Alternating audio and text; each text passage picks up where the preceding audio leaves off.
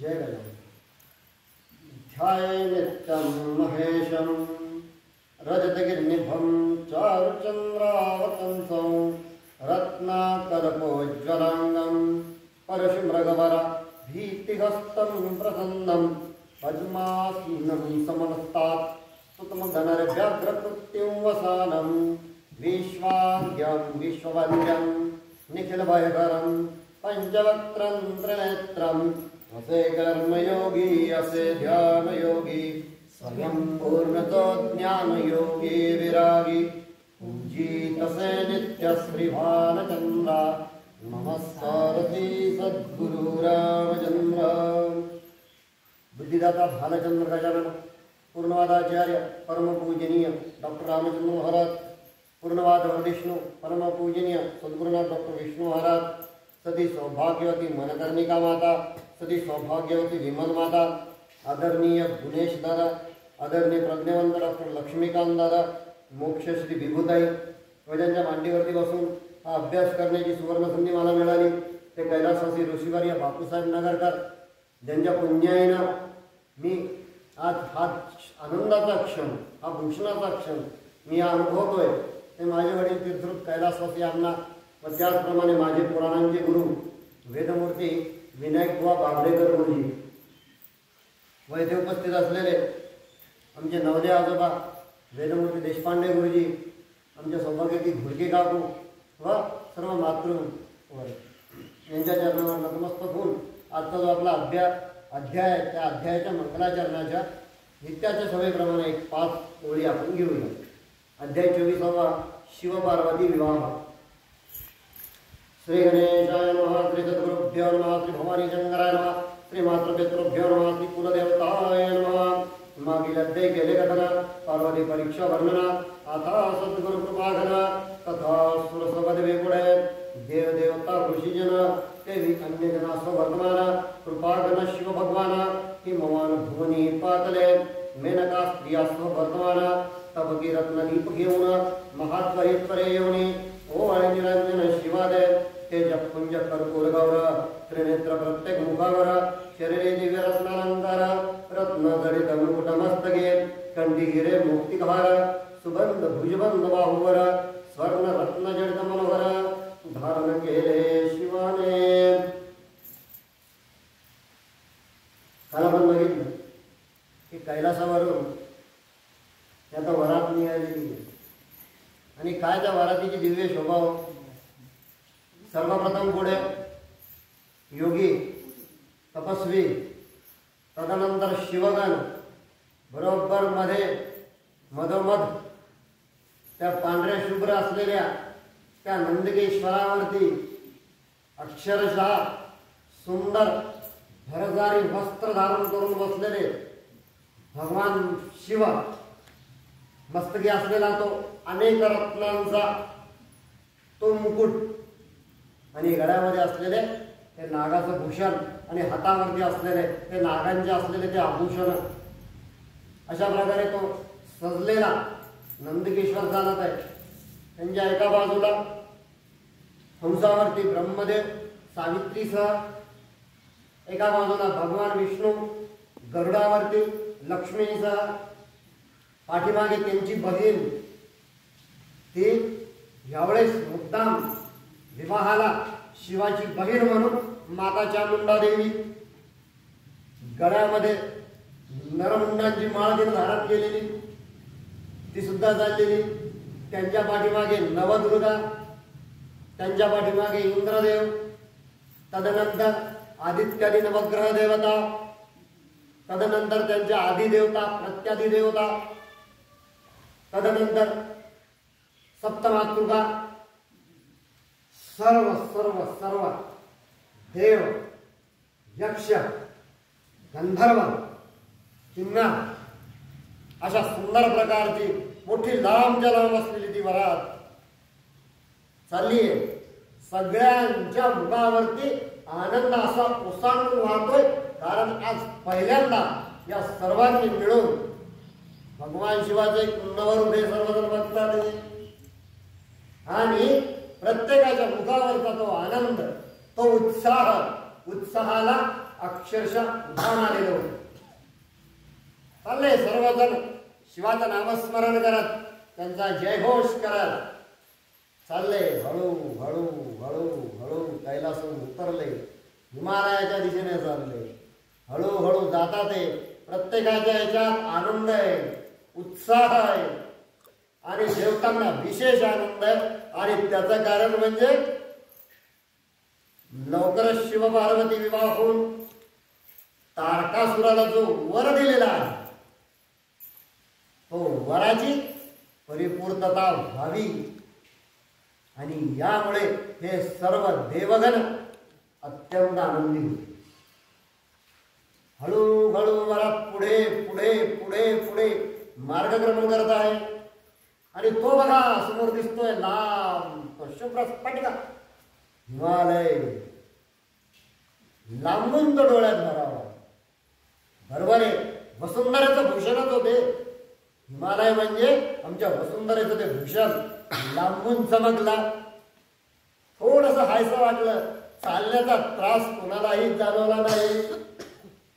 सगळेजण आनंदानं जयघोष करत चालले चालले चालले चालले चालले आणि हिमालयाच्या पायथ्याशी. आणि वराड तिथं थांबलं. आणि मग नंतर नारदाला भगवान शिवांनी सांगितलं की अरे जा, त्यांना जाऊन सांग वराकडची मंडळी आली. गेले नारायण नारायण नारायण करत करत गेले. आणि जसा त्या हिमालयाच्या मुख्य द्वारापाशी ते आले, थोड्यात अगदी जवळच वधूवरांची उतरायची व्यवस्था केलेली होती. तो दिव्य विश्वकर्म्याने बनवलेला तो प्रसादालय यांनी बघितला आणि त्या प्रसादालयाच्या दिशेने हे चालते झाले. सुंदर अशा प्रकारचे वन, उपवन. आणि समोरचं दृश्य बघून एक थबकले की साक्षात त्या नंदिकेश्वरावरती महादेव इथं कसला आले. अरे थोडस बाजूला बघितलं तर गरुडावरती विष्णू भगवान सुद्धा दिसतात.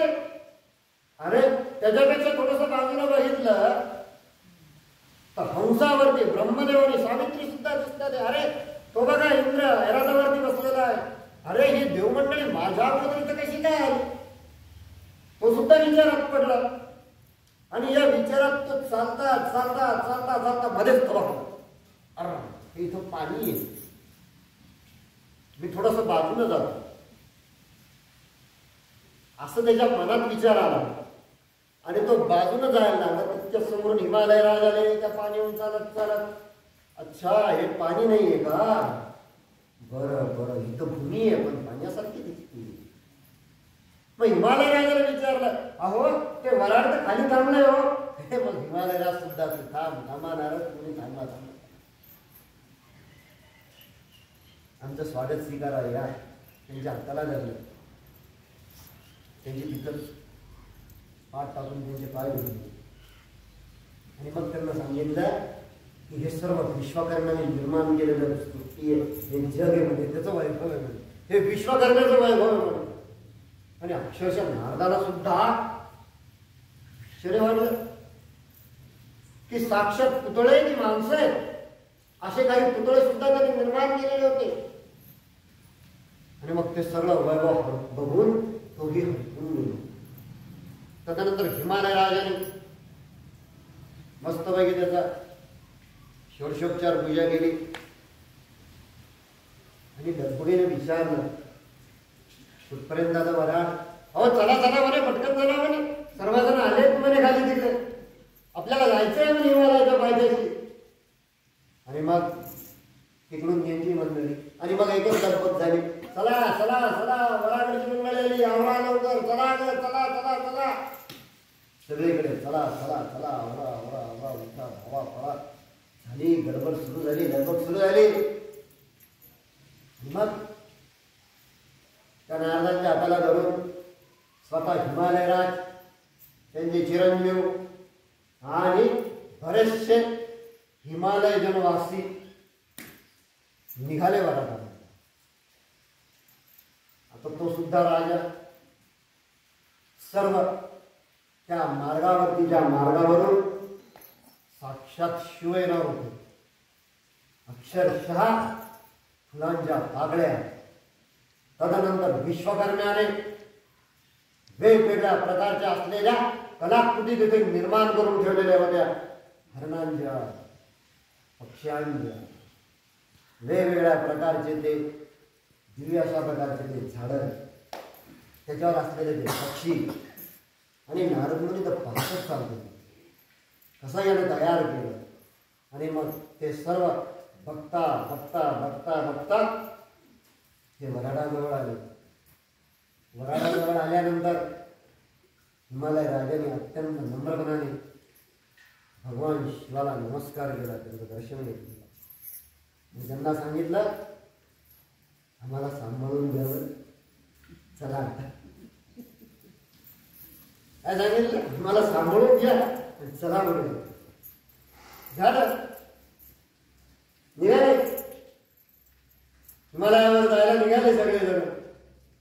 आणि काय सांगू, अक्षरशः त्या मार्गक्रमण करत असताना हे सगळं अशा प्रकारचं हे यांचं वराड, त्याचबरोबर यांच्यासोबत असलेले ते हिमालय राज, हे जात असताना त्या हिमालयातील जेवढे जनवासी होते यांना बघण्यासाठी रस्त्याच्या दोन्ही बाजूने एकच गर्दी केली. आणि अक्षरशः काही तर भानच राहिलं नाही.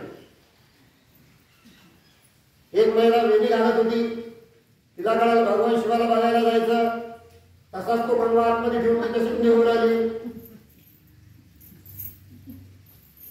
एक जण पाणी भरत होतं, ते पाणी भरता भरता झालं असं तेव्हा तिचं बाळ रडायला लागलं. हंड्यावरती बाळ ठेवून दिलं, की हंडा घेऊन बाहेर आली. एक जण पतीची सेवा करत होती, त्याचे पाय वगैरे दाबून देत होती, आम्हाला तेल लावून मालिश करत होती. ती तशीच पतीला तिथंच सोडून ती दारातून उभी राहिली. ते आता आपल्याला भगवान शिवाला बघायचे म्हणून. आणि अशी उत्सुकता की साक्षात जग विश्व निर्माण केलं हो आज आपल्या हिमालयावरती. ही एक ओढ त्यांच्यामध्ये झालं. वरात आली. वरात आल्यानंतर सुंदर अशा प्रकारचं ती वरात येतीच आहे. आणि इकडे भगवान शिव ते लीला करायची ठरवली. आता थोडीशी लीला करू मध्ये आपण यांची.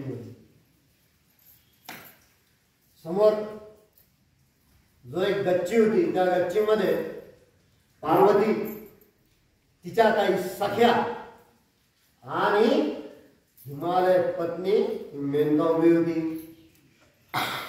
आणि ती ते वराड बघतीये, पण त्यांचे ते रंग रूप बघून हिला कळलं नेमकी भगवान शिव तुमचे. तिनं नारदाला बोलून घेतली. सारे म्हणे पटकन एका सेवकाला पाठवलं, नारद मुनींना बोलून आण. नारद मुनी गेले. ने काय हे म्हणे मात्यांनी बोलवलं म्हणे, आमच्या महाराणीने बोलवलं म्हणे. नारद तीव्र गतीने जाऊन तिथे थांबले आणि विचारलं, माते काय आज्ञा, कुठे आहेत म्हणे वारदेव? हे बघा हे येतात, हे वर येत का म्हणे? नाही हे वर नाही येत म्हणे. हे कोण आहे? अहो म्हणे नीट बघा ना म्हणे. पाठीमागे कोण आहे म्हणे? हे भगवान विष्णू. पाठीमागे माता लक्ष्मी. हे यांच्यापेक्षा सुद्धा अति सुंदर आहेत म्हणे. अच्छा अच्छा झालं. ते गेले, दुसरे आले म्हणे मग हे का वरदेव? नाही हे वरदेव नाही, मागे बघा ना म्हणे. आणि अच्छा मागे कोण आहे म्हणे? अहो म्हणे हे ब्रह्मदेव. मागे येते ती सावित्री, ते यांच्याही पेक्षा सुंदर. अच्छा तिसरी जोडी आली. तिसरा दिव्य पुरुष दिसला म्हणे हे का वरदेव? अहो नाही छे छे हे नाही येत म्हणे, हे इंद्रदेव येत म्हणे. ते यांच्यापेक्षा सुद्धा अति सुंदर आहे म्हणे. मग चौथा पुरुष आला, आता तर नक्की हेच असतील म्हणे. अहो असं काय करताय म्हणे, हे भगवान सूर्यदेव आहेत म्हणे, असे कोटी सूर्य जिथे एकत्र होतात म्हणे तिथं आमचे शिव तयार होतात हो म्हणे, ते यांच्यापेक्षा सुद्धा सुंदर आहे म्हणे. तदनंतर ते गेले, नंतर चंद्रदेव आले. अच्छा मग हे आहेत का म्हणे, अहो नाही म्हणे माते, हे नाही आहेत म्हणे, हे आमचे चंद्रदेव आहेत म्हणे. मग असं करत करत करत करत करत शेवटी हिला जिज्ञासा निर्माण झाली की आता भगवान शिव नेमकी आधी कोणत्या रूपामध्ये, पण शिवाने लीला करायची ठरवली. बस हे जेवढे भराडी होते, अक्षरशः तिच्यावरती भगवान शिवानी माया घातली. दिसायला लागले सगळे भूत खेत प्रेत, शाकिनी डाकिनी, निम्मे दिगंबर अवस्थेत, 4 वेळेस बरोबर नंदीच्या पाठीवरती भगवान शिव पंचवदन स्वरूप, मुखातून ज्वाळा निघतात आहे, डोळ्यातून अग्नी निघतात आहे, अंगावरती नागाचं, गळ्यामध्ये तो नागाचा हार आहे, गळ्यामध्ये गुंड वाढत घातलेली आहे. अशा प्रकारचं तिनं ते रूप बघितलं आणि चक्कर येऊन मूर्छा येऊन ती तिथंच खाली घुसली. झालं एकच गडबड सुरू झाला महिलांचं. हे सगळं नांदर बघितलं, चुप अदृश्य. तिथून जे अदृश्य झाले इकडे येऊन थांबले आणि त्यांनी शिवाला नमस्कार केला आणि शिवाची अत्यंत प्रसन्न झाली त्यांच्याकडे बघून आणून. मग आता इकडं काय झालं, लागण्याला रडायला तरी सांगत होते म्हणून फसवलं किंवा म्हणे, या देवांनी म्हणून लाडात वाढलेली माझी लेक कोणाच्या घरी जाणार म्हणे, यांच्या म्हणे अंगाला भस्म, गळ्यात नाग, कमाई कशाची कमी नाही म्हणून भूत प्रेत प्रेत, शाकिनी डाकिनी हे सगळे व त्यांचे प्रकारे वेता राक्षस पिशाच या सगळ्यांचा होतावळा मी सांगत होते म्हणे, माझं ऐकलं नाही म्हणे कोणी. मग तिचं ते रुद्ररूप बघून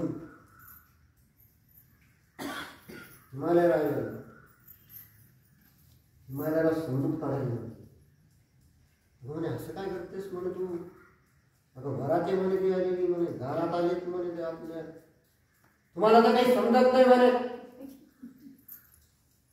काय तुम्ही भुललात म्हणे, कुठे म्हणे तो नारद माझ्यासमोर आलं म्हणे, चटा पिळते म्हणे त्याच्या म्हणे, यानेच सगळं पुढे केलं म्हणे, हाच कारणीभूत आहे म्हणे. आणि तितक्यात नारद मुनी आले, तू थांबूच नको म्हणे इथं, आत्ताच्या आत्ता चालू झाला. नारद निघून गेला. ती बिचारी पार्वती इतकी सुंदर ते नटलेली असताना ती तिथं आली. अगं म्हणे असं काय करतेस ना म्हणे, अगं त्यांचं वृत्त बघ. आणि हिला इतका राग आलेला होता, अक्षरशः 2-3 ठिकाणी बोचकारलं. मेन गेला पार्वतीला आणि नुसतं बोचकारलं नाही, 1-2 ठिकाणी चावा सुद्धा घेतला. मग त्याच्यानंतर भगवान विष्णू आले.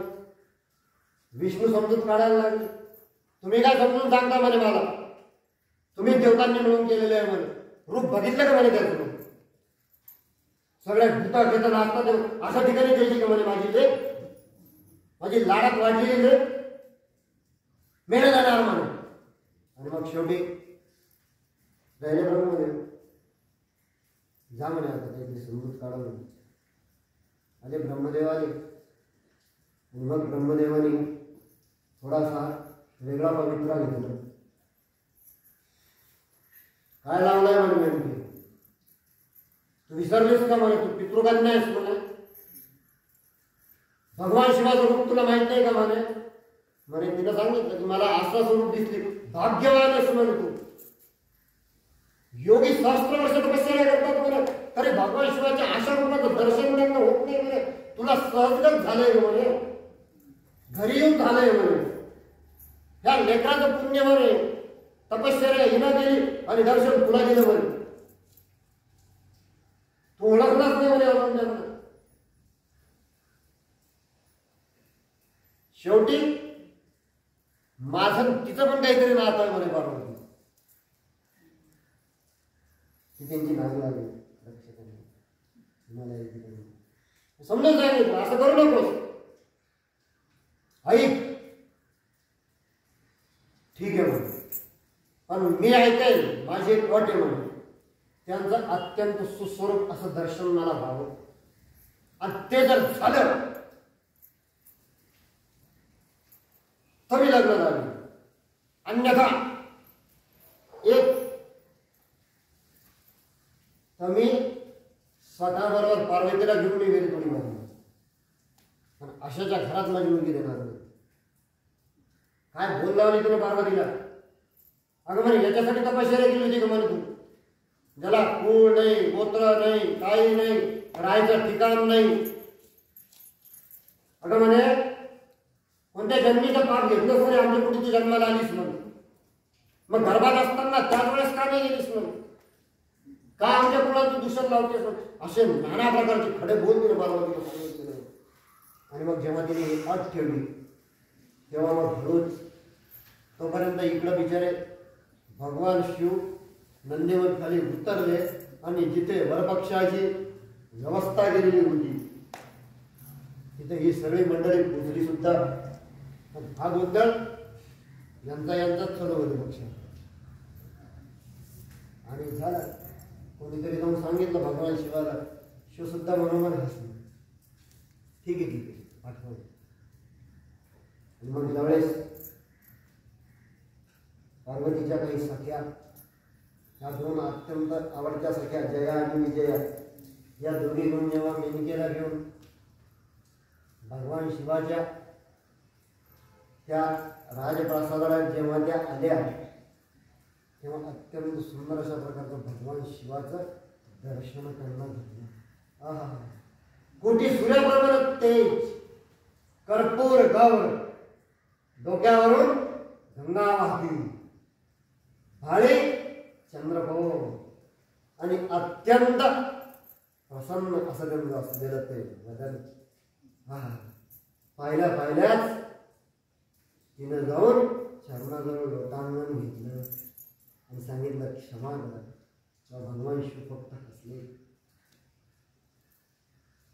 झालं तशी ती उठली आणि लगबगायनं पार्वतीकडे गेली. किती पुण्यवानच ग म्हणे तू, इतका सुंदर वर तुला प्राप्त झाला म्हणे, हेवा वाटतो ग म्हणे, सप्तजन्मीचं पुण्य तुझ्या भैयाला झालं. तो दिवस अशा प्रकारचा आनंदात गेला. रात्री सर्व थकलेले असल्यामुळे सर्वांचे जेवण वगैरे झाले आणि त्याच वेळेस रात्री गर्गमुनी येऊन गेले. गर्गमुनींनी सांगितलं, जे हिमालयाचे कुल पुरोहित होते त्यांनी सांगितलं की सकाळी इतक्या वाजता पहिल्या विधीला सुरुवात होईल, सर्वांनी तयार झालं. रात्र उठून गेली. दुसऱ्या दिवशीचा सूर्य उगवला आणि मग ते भगवान शिव हे तयार झाले आणि इतकं सुंदर वर्णन त्यांचं यांनी केलेलं आहे की अक्षरशः तेजपुंज कर्पूर गौर, त्रिनेत्र प्रत्येक मुखावर, शरीरी दिव्य रत्नालंकार, रत्न जडित मुकुटमस्तकी, अशा प्रकारे भगवान शिव हे तयार झाले. कंठी हिरे मुक्तिकहार, सुंदर भुजबंद बाहूवर स्वर्ण रत्नजडित मनोहर धारण केले शिवाने. चंदन मृगमद गंधमधुर, अष्टगंध आणि अंबर, अंगरागे समावार, सौरभ निवार दरवळे. आणि त्याचबरोबर सर्व अंगाला त्यांनी चंदनाची, कस्तुरीची अशा प्रकारची ओटी लावली. आणि तदनंतर हे इकडे लग्न मंडपाकडे निघाले. त्याच वेळेस तिकडे माता पार्वती सुद्धा ही अत्यंत सुंदर अशा प्रकारची ती तिच्या सखींसोबत नटत थटत ती तिथे येत होती. आता तिचं वर्णन मी सांगतो. नीलांजना समांगकांती, कबरे लोळे पाठीवरती, सुंदर कुंकुम तिलक ललाटी, भांगे सुंदर भरलासे, कंठे दिव्य नवरत्नहार, कर्ण कुंडल कांती कपुलावर, नवरत्न मैखला कटीवर, पायी तोडक स्वर्णमया, एके करे निर्मल दर्पणा, दुजात क्रीडात कमलधारणा, मृग मोदांबरानी चंद्र, कुटिले पण सर्वांगा, मेखला घंटात किंचिनदी, पायी तोरड्या रुंगधुमती, स्वर्णनुपुरे झमत्कारिणी मार्गे चालता उत्साह आणि अशा प्रकारे सर्व प्रकारचा साज शृंगार करून ती नगराबाहेर कुलदेवता अंबिकेचं दर्शन घेण्यासाठी माता पार्वती ही त्यांच्या काही सख्यांसह तिथून चालली गेले. ह्या तिकडे तोपर्यंत गेल्यानंतर भगवान शिव अजूनही चालतात आणि त्या दिवशी ते जिथं विवाहाचे ती भूमी होती, ती जागा होती, तिथं ते आले. आल्यानंतर इकडून वरगृहातून काही सवाष्णी आल्या आणि त्यांनी पुन्हा एकदा भगवान शंकराचं औक्षण केलं. लिंबनवन नवरदेवावरून उठवून टाकलं आणि तदनंतर मग त्यांनी त्या स्थळी विवाहस्थळी त्यांनी प्रवेश केला. बरोबर त्यावेळेस अनेक प्रकारचे वेदमंत्रांचा घोष तिथं चाललेला होता. सुंदर पण तितकंच गंभीर अशा प्रकारचं ते वातावरण. अनेक ऋषी, तपस्वी, योगी, संन्यासी, तापसी अशा प्रकारचे सर्वजण त्या मंडपामध्ये बसलेले होते. सुंदर अशा प्रकारचा वेदघोष चाललेला होता. आणि ज्यावेळेस भगवान शंकरांनी तिथे प्रवेश केला त्याच वेळेस स्वतः गर्भगृहांनी उठून त्यांच्या चरणावर स्वतःचं मस्तक ठेवून त्यांना साष्टांग नमस्कार केला आणि त्यांच्या दोन्ही हाताला धरून त्यांनी पूजेच्या काठावरती त्यांना झालं. यांना बसवून दिलं. इकडून हिमालय राज आणि मेनका हे दोघ जण गणपती पूजन, पुण्यावाचन, नांदी श्राद्ध, मातृका पूजन अशा प्रकारचे एक एक पूजनाचे विधी होता होता होता होता विवाहाची वेळ समीप आली. सगळेजण विवाहाची वाट बघत होते आणि त्याच वेळेस गर्भमुनींनी त्यांना सांगितलं की आता आपल्या विवाहाची वेळ सुरू होत आहे म्हणे. लवकरात लवकर आपल्याला अंतःपाठ करायचा आहे. शिवाय एकीकडे भगवान शिव उभे, दुसरीकडे माता पार्वती उभ्या. मधोमध अंतःपाठ धरला. इकडे ऋषींनी मुनींनी मंगलाष्टक सुरू केले. मंगलाष्टक संपले आणि अक्षरशः एकच धुंधमाट तिथे झाला. धडधडा गडगड्या फेरी उभयता जेवढे तेवढे विवाहाला आलेले होते सर्वांनी भगवान शिव पार्वतीवरती अक्षरात शुभमंगल